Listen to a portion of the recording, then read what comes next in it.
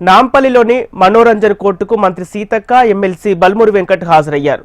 COVID-19 సమయంలో ఆరోగ్యశ్రీ పథకంలో corona చికిత్సను చేర్చాలని డిమాండ్ చేస్తూ ఇందిరా పార్క్ వద్ద చేపట్టిన ధర్నా కేసులో నాంపల్లి ప్రజాప్రతినిధుల కోర్టుకు విచారణకు వచ్చినట్లు ఎమ్మెల్సీ బల్మూరి వెంకట్ తెలిపారు.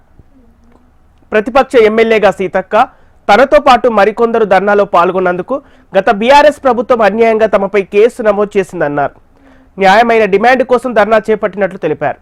ఈ కేసు విషయంలో న్యాయమూర్తి ముందు హాజరైనట్లు, తదుపరి విచారణను కోర్టు ఈ నెల 27కు వాయిదా వేసినట్లు బల్మూరి వెంకట్ తెలిపారు.